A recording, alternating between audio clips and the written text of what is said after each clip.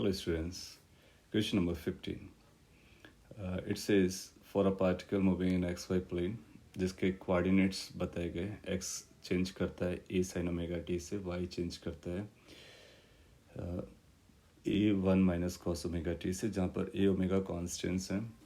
What can be inferred for the trajectory of this particle? ये भी एक अच्छा क्वेश्चन है.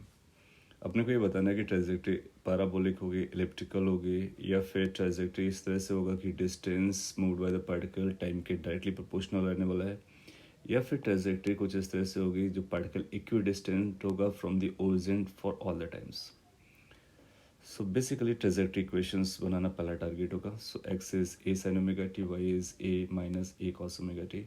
To find the equation of trajectory you know कि जो वेरिएबल है टाइम उसको हमने को एलिमिनेट करना होगा. सो हम टाइम को एलिमिनेट करने की कोशिश करेंगे. तो यहाँ से साइन ओमेगा टी की वैल्यू आएगी एक्स बाई ए.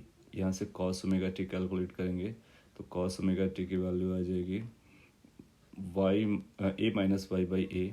और इनफैक्ट हम लोग ए साइन ओमेगा टी ही रख सकते हैं और ए कॉस ओमेगा टी रख सकते हैं. तो a cos sine omega t का स्क्वायर कर देंगे, ए कॉस ओमेगा टी का स्क्वायर कर देंगे तो यहाँ से ए स्क्वायर कॉमन होगा, sine square omega t plus cos square omega t आ जाएगा. एक साइड अपने को मिलेगा एक्स का स्क्वायर, दूसरी साइड मिलेगा और दूसरा आएगा प्लस ए माइनस वाई का होल स्क्वायर. ए माइनस वाई का स्क्वायर करें या फिर वाई माइनस ए का स्क्वायर करें, ज़्यादा डिफरेंस नहीं है. सो ये आएगा x square plus y minus a का square is equal to this is a square. So this is the equation of circle. So this is a trajectory. Trajectory is going to be circle, which is going to be centered at 0, a and will have a radius r equal to a. Now एक option था कि ये trajectory of the particle is equidistant from the origin at every instant of time. Basically D option यही कह रहा है कि particle एक सर्कल पे चलेगा, लेकिन डी ऑप्शन ये भी कह रहा है कि पार्टिकल जिस सर्कल पे चलेगा उसका सेंटर ओरिजिन होना चाहिए. बट हम लोगों ने यहाँ पे निकाला इसका सेंटर ओरिजिन नहीं है, इसलिए सर्कल नहीं रहेगा. सो डी पार्ट को हम मार्क नहीं करेंगे. ऑफ कोर्स ए पार्ट को नहीं मार्क करेंगे क्योंकि ये पैराबोला नहीं है, सर्कल है. बी को नहीं मार्क करेंगे क्योंकि ये एलिप्टिकल नहीं है, सर्कल है.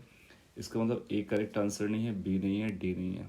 तो ऑफ कोर्स कौन सा होगा? सी होगा. सी को आप मार्क कर सकते हो.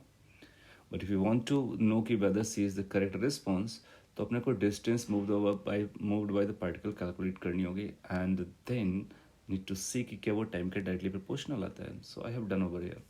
और distance moved by the particle कभी कैलकुलेट करते हैं तो हम लिखते हैं distance is equal to integration under root 1 plus d y by d x का whole square into d x. So this is the formula for distance to calculate. Now ये कैसे आता है? बहुत ईजी है. एक डी एक्स लिखो, एक डी वाई लिखो. तो ये जो डिस्टेंस आती है वो under root d x square plus d y square है कि उससे डी एक्स को बाहर निकाल लो तो under root 1 plus d y by d x का स्क्वायर इंटू डी एक्स होगा. उसको इंटीग्रेट कर दो तो टोटल डिस्टेंस निकलती है. एनीवे क्या हम यहाँ से डी एक्स कैलकुलेट कर सकते हैं? यस. ए ओमेगा कॉस ओमेगा टी आ जाएगा, ए टू डी टी. यहाँ से डी वाई करेंगे तो ये जीरो हो जाएगा, माइनस आएगा, कॉस का माइनस साइन आएगा तो प्लस हो जाएगा, a omega sine omega t d t आ जाएगा. दोनों को आपस में डिवाइड कर देते हैं, d y by d x निकल आएगा. ए ओमेगा कैंसिल हो गया, डी टी कैंसिल हो गया, sine omega by t cos omega t आएगा, that is tan omega T.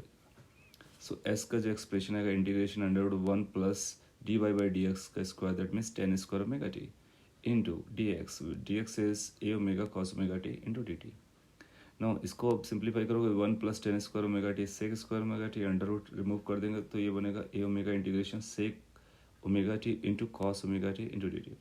You know कि सेक थीटा कॉस थीटा आपस में 1 हो जाएंगे मल्टीप्लाई होने के बाद, तो ये केवल डी टी बचेगा. इसका तो टी आया. और a ओमेगा कॉन्स्टेंट ऐसा पहले बोला गया. इसका तो distance travelled is directly proportional to time.